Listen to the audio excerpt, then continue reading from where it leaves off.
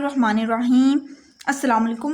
Welcome back to my channel educational tips. कैसे हैं आप सब? आई होप सो आप सब बिल्कुल ठीक ठाक होंगे। स्टूडेंट्स, आज ही हम पढ़ने जा रहे हैं lesson number 11 trading. Last time मैंने आप लोगों को समझा दिया था पब्लिक गुड्स एंड सर्विसेज तक। आज हम पढ़ेंगे इंटरडिपेंडेंस के बारे में। ये टैक्स के बारे में भी बता देते हैं कि कहाँ पर किस किस तरह से टैक्स लगते हैं। ठीक है, तो चलिए इंटरडिपेंडेंस स्टार्ट करते हैं।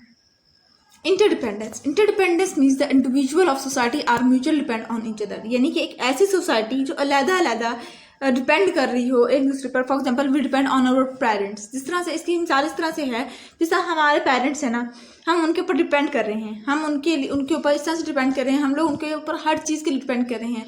हमें एजुकेशन चाहिए, हम अपने पेरेंट्स पर डिपेंड करते हैं क्योंकि उन्होंने हमारी फीसेस भरनी है, फीसेस देनी है। अवर parents depend on their work और बिजनेसेस फॉर मनी। अब क्या कह रहे हैं वो, अब हम अपने पेरेंट्स पे डिपेंड कर रहे हैं और हमारे पेरेंट्स किस पे डिपेंड कर रहे हैं? अपने काम पर, अपने बिजनेस पर, जहाँ से वो पैसे लेकर आते हैं, जहाँ से वो पैसे कमाते हैं। So they can provide us a various thing, जिसके थ्रू वो हम लोगों को इतनी ज़्यादा फैसिलिटीज़ दे रहे हैं। In the same way countries are also depend on each other. जिस तरह हम अपने पेरेंट्स पर और हमारे पेरेंट्स अपने बाकी चीज़ों पर, अपने जहाँ से अपने बिजनेस पर या बाकी और कोई काम पर डिपेंड कर रहे हैं कि जिसके थ्रू हमारा लाइफ साइकिल, हमारा सर्कल बहुत अच्छा चल रहा है। ठीक है, इसी तरह से कंट्रीज़ भी आपस में एक दूसरे पर बहुत ज़्यादा हद तक डिपेंड करते हैं। कोई भी कंट्री यूँ नहीं है कि बिल्कुल ही अलहदा मुंह मोड़ के बैठ जाए और वो कहे मैं किसी से दोस्ती नहीं रखता या मैं किसी से कोई चीज़ नहीं लेता। No country can meet its need alone. कोई कंट्री अब ऐसा नहीं है जो कि अपनी ज़रूरियात को अकेला ही खुद पूरा कर सके। Some countries are rich in natural resources while other are specialise in technology.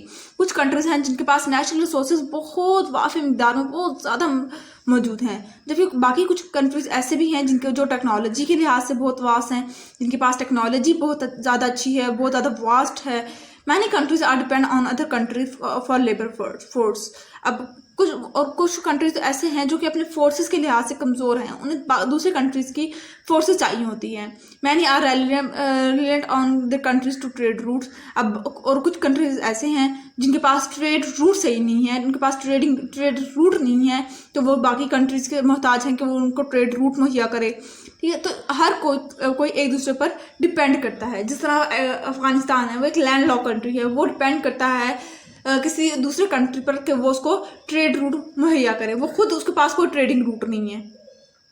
अब ये ट्रेड क्या होता है? No country can provide everything its people need. अब कोई ऐसा कंट्री नहीं है जो कि अपने आवाम को उनकी ज़रूरियात पूरी मुहैया कर सके, जो कि वो खुद मुहैया करे। For example a variety of food, mineral, energy etcetera. To fulfil its people need a country has to trade with other countries.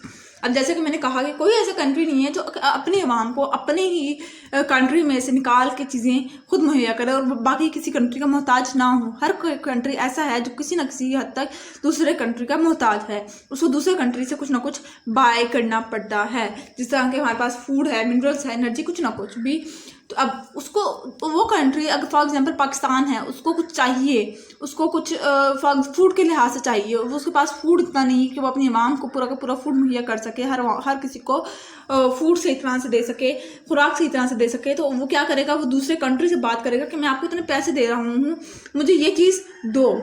When trade take place between countries, it is called international trade or foreign trade. अब ये जो trade, जब कोई country trade का काम शुरू करता है, ट्रेड करता है दो कंट्रीज के दरमियान, जब ट्रेडिंग होती है तो हम लोग उसको क्या कहते हैं? इंटरनेशनल ट्रेड कह देते हैं या फिर फॉरेन ट्रेड कह देते हैं, यानी कि बाहर से आई हुई चीज़ें कह देते हैं। अब पाकिस्तान इंटरनेशनल ट्रेड, अब पाकिस्तान और इंटरनेशनली क्या ट्रेडिंग क्या सिलसिला है, अब वो पढ़ते हैं। International trade plays a very important role in economic development of the country. Internationally जो ट्रेडिंग है, हम किसी को दे रहे हैं, उससे फिर हम लोग कुछ ले रहे हैं, ये जो प्रोसेस है बहुत इंपॉर्टेंट रोल प्ले करता है हमारे इकोनॉमिक डेवलपमेंट में। एक कंट्री के डेवलपमेंट में ये ट्रेडिंग का प्रोसेस भी बहुत इंपॉर्टेंट होता है। When Pakistan came to being, its economy was based on agriculture. जब पाकिस्तान आज़ाद हुआ, फिर वो बना, हमारा एक अलहदा मुल्क पाकिस्तान बना, तो हमारा जो इकॉनमी थी ना, वो तकरीबन बेस्ड करती थी हमारे ज़राअत पर, हमारे एग्रीकल्चर पर। There was a need of diversity its trade, यानी कि हमारे पास क्या होता है कि यूँ कह दें कि हमारी हर चीज़ का इन्हिसार हमारे ट्रेड क्या था, एग्रीकल्चर, उस पर हम हर तरह से मुकम्मल तौर पे उस पर डिपेंड कर रहे थे। The government decided to industrialise the country and adopt various measures to improve trade. अब फिर गवर्नमेंट ने डिसाइड किया कि वो इंडस्ट्रियल लिहाज से भी थोड़ा सा उठे, ताकि हम लोग साथ ही साथ अपना ट्रेडिंग को इम्प्रूव कर सकें, ताकि दूसरे लोगों को, दूसरे कंट्रीज़ को, जो हम लोग सिर्फ एग्रीकल्चर के थ्रू ही नहीं बल्कि हम लोग अपने इंडस्ट्रीज़ के थ्रू भी ट्रेडिंग का सिलसिला स्टार्ट करें। Pakistan participated in international trade conference and affairs. फिर पाकिस्तान ने पार्टिसिपेट किया इंटरनेशनल ट्रेड कॉन्फ्रेंस में और अफेयर्स में। The export promotion bureau was set up in facilitate export. फिर एक्सपोर्ट और इम्पोर्ट का सिलसिला पाकिस्तान के साथ भी शुरू हो गया। International trade bought advance technology in Pakistan. अब ये जो ट्रेडिंग का प्रोसेस था, इंटरनेशनल ट्रेडिंग हो रही थी, ये इसके थ्रू पाकिस्तान का तो कुछ एडवांस टेक्नोलॉजीज आई which eventually led to economic stability and an increase in national income. जिसके थ्रू क्या हुआ कि हम लोग थोड़ा सा बेहतर हुए, कि हम लोगों के अंदर बेहतरी आना शुरू हुई, हमारे इंडस्ट्रीज में, हमारे पूरे कंट्री के अंदर बहुत ज़्यादा बेहतरी आई, ठीक है। और फिर इसने हमारी नेशनल इनकम को थोड़ा सा इंक्रीज़ किया, तो माहौल मतलब के लोगों की परेशानियाँ किसी हद तक ठीक हुई। अब ये एक्सपोर्ट और इम्पोर्ट का क्या सिलसिला था, एक्सपोर्ट क्या होता है और इम्पोर्ट क्या होता है। Goods and services sold to another country are called export. Pakistan export cotton, cereal, fish, salt, sulphur etcetera to China. अब जब हम लोग किसी कंट्री को, फॉर एग्जांपल मैंने किसी पाकिस्तान ने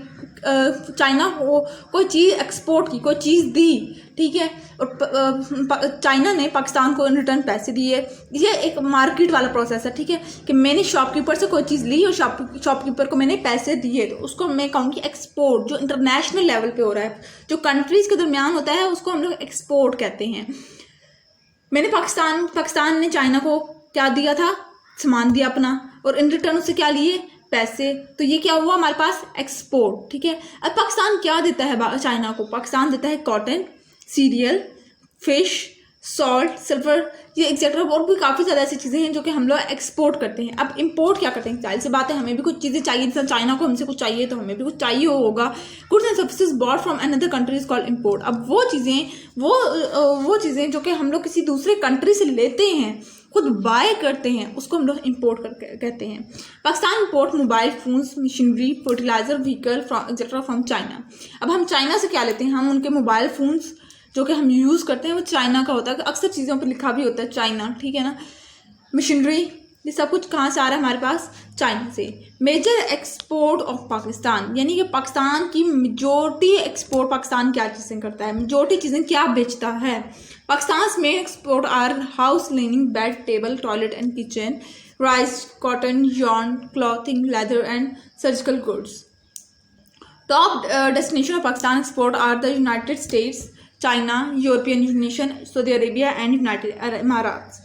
अब पाकिस्तान क्या अपना मेनली चीज़ क्या सेल कर रहा है, वो बेड्स, टेबल, टॉयलेट, या फिर राइस, कॉटन, yarn, क्लॉथिंग, ये सारी चीज़ें जितनी भी हमारे इंडस्ट्री से या हमारे खेती बाड़ी से रिलेटेड होती हैं, वो चीज़ें एक्सपोर्ट करता है। और ज़्यादा मेजॉरिटी ऑफ कंट्रीज़ में कौन कौन आ जाते हैं जो कि पाकिस्तान से चीज़ें लेते हैं, वो हमारे पास चाइना आ जाता है, यूनाइटेड स्टेट्स आ जाती हैं, यूरोपियन यूनियन आ जाता है, सऊदी अरब आ जाता है, यूनाइटेड अरब इमारात आ जाती हैं, ये हमसे ये चीज़ें ज़्यादातर लेते हैं।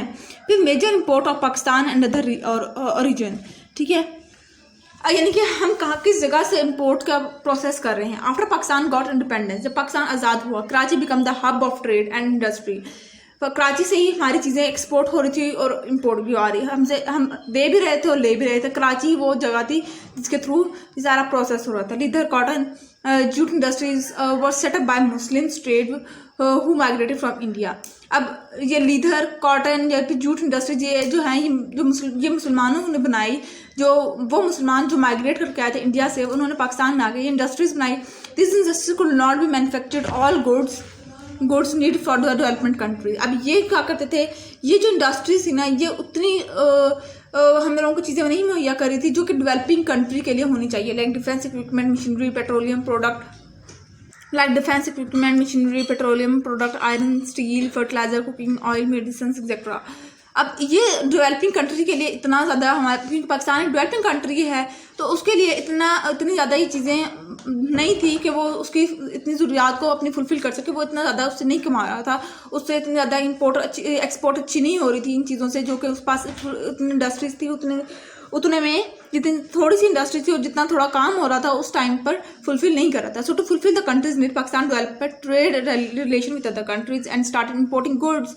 फिर क्या हुआ, फिर पाकिस्तान ने एक ट्रेड रूट बनाया जिसके थ्रू वो एक्सपोर्ट और इम्पोर्ट का प्रोसेस करना शुरू कर दिया। पाकिस्तान इम्पोर्ट गुड्स, पाकिस्तान अपने इंपोर्ट करना लग गया, इंपोर्ट लेने लग गया चाइना से, और पाकिस्तान इंपोर्ट किया, अपने प्रोडक्ट को दिए चाइना को, यूनाइटेड इमारात को, सऊदी अरेबिया को, और इन सारे कंट्रीज़ को, और इनसे कुछ ना कुछ लिया ताकि वो अपनी आवाम की नीड्स को फुलफिल कर सके। अब ये देखिए petrol, iron, steel and machinery, ये हमारे पास कहाँ से आई है, हमारे पास बाकी कंट्रीज से आती हैं, ठीक है। और फिर ये हमारे पास एक्सपोर्ट और इम्पोर्ट का ग्राफ है कि हम लोग कितने बिलियन कमाते हैं एक्सपोर्ट करके।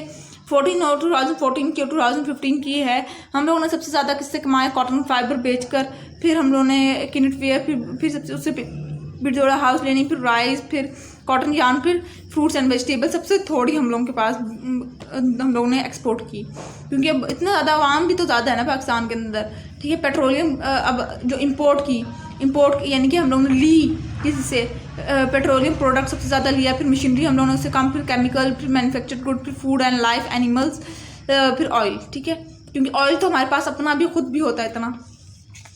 तो ये चीज़ें हम लोगों ने ली थी किसी और से। तो ये था आज का लेक्चर। आई होप आपको समझ आ गया होगा। अगर आज का लेक्चर आप लोगों को समझ आ गया है तो मेरे चैनल को सब्सक्राइब कर दीजिएगा, वीडियोस को लाइक कर दीजिएगा, और साथ ही साथ बेल आइकन को प्रेस करना मत भूलिएगा। इससे जी मेरी आने वाली हर लेटेस्ट अपडेट सबसे पहले आप तक पहुंचेगी। मिलती हूँ किसी और वीडियो में, दुआ में याद रखिएगा, अपना ढेर सारा ख्याल रखिएगा। अल्लाह हाफिज़।